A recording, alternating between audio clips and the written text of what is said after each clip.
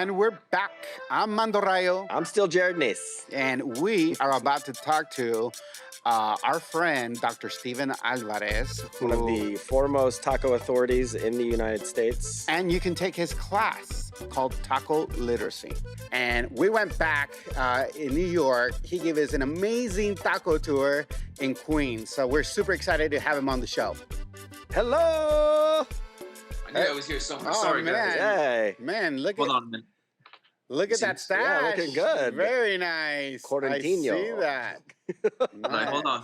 You know, because when you go outside, you wear a mask. So no, Yeah. You're looking very guapo. Oh man, it's good to see you guys. And welcome. I don't know if you've been to our taqueria, La Taqueria Sin Nombre. Yeah. I like it, man. I like it. Looks good, man. Are we starting now? We're starting now. So tell us about Taco Literacy. Tell us about yourself and Taco Literacy. Well, I'm Steven Alvarez, I guess, Dr. Steven Alvarez. I'm a professor of English, St. John's University. Now I'm associate professor. I'm tenured professor. Tenure. Partly, well, but I'm from rural Arizona, a little place called Safford. I always got to spell it out. Safford, because sometimes people say, "Oh, Stafford." Right. No. No. Más o menos, pero ya. Pero no, Anyway, sin la T. no, pero no, they don't, yeah. And it's, less than 10,000 people. And it's, people talk, Arizona has a dry heat. Yes, Right? it is very dry. It has a dry hate. Oh, It has a racism that's ouch. even drier. So I had my own issues battling. But one thing I was always proud of was our food. That's the larger question, how it all came together. It's really thinking about taco literacy. Literacy is something that I think can humanize us and bring us closer together and communicate. And I think tacos can too. We bring them together. It's an unstoppable force. The Trojan horse, as you put it. Yeah. So you took this course to Louisville or Lexington, Kentucky. Right. That's where this course was Yeah. originally developed? I mean, the whole history really started all in Kentucky. And it was a whole turn that I never saw coming in my research. And actually, this kind of builds on the work that you did in the first season with folks there in Lexington or Mexington. Yeah, as I should put it. Mexington. Part of the draw of this first job I had at University of Kentucky was that body, because I wanted to know more about what was going on, because I knew a little bit about Mexicans and other places in the South in New York, but this was very different. So I taught a class, and the class at that time was actually called Mexington, Kentucky. That's why I like the name Mexington. Yeah, the whole yeah. class was Mexington, Kentucky, and it dealt with migration, demographics, housing, language, politics, bilingualism. And then I had a little trick at the end where, to get students as a kind of reward, I took them out to Mexington to go do a little tour.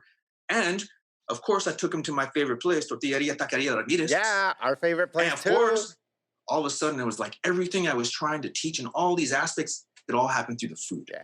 We could hit migration, language, politics, but most importantly, hit and really get them to think about the people, really get them to see that we're not so different. And Yeah. when you get to know our food and you get to know us, the food tastes so much better. Yeah, exactly. And you cannot deny, some good tripas and a good, freshly made tortilla. And what we've seen is that people are more often to try a new food than to talk to somebody new, right?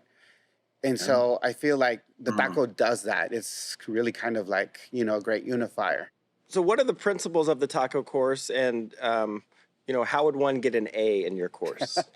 Well, I think, Aguacate. right? I know, right? I mean, so ultimately, the students who I see really start to take the class and start to see larger social pictures through the food.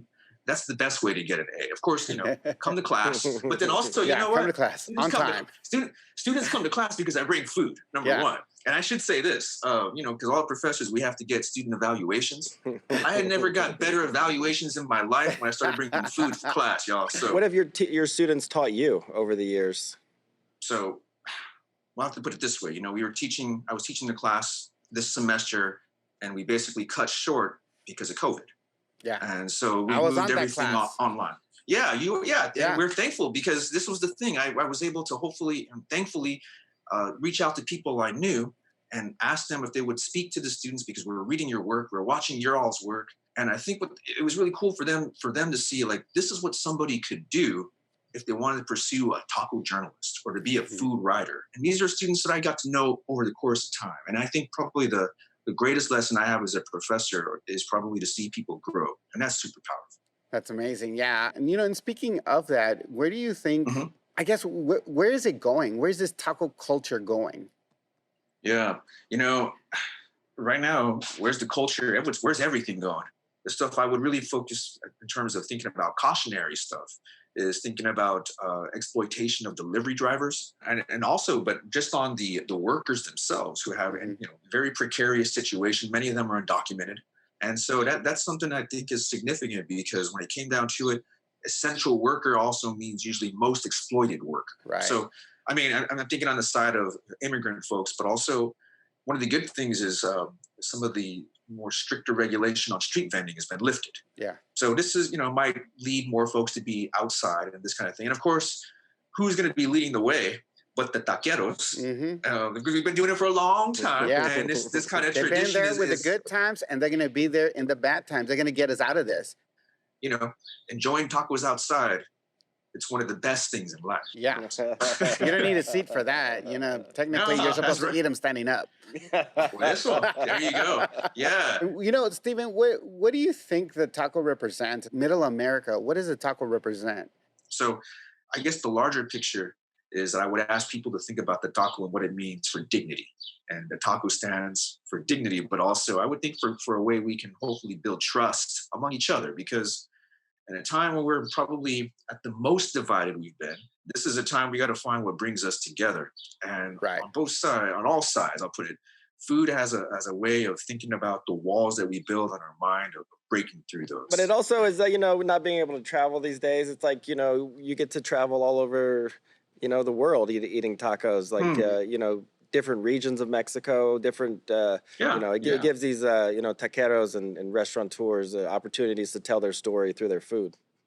And really that's more or less the goal of the class of taco literacy. I mean, Jared, when you went down the line, I was like, yeah, that's pretty much what we try to do. He actually was Googling your syllabus. I know, right? That's right. Well, Steve, thanks so much for joining us. This has been an awesome just experience, and stay safe. All right, guys. All right. Take care, guys. I Okay. appreciate it, man. Take care. Stay safe, y'all.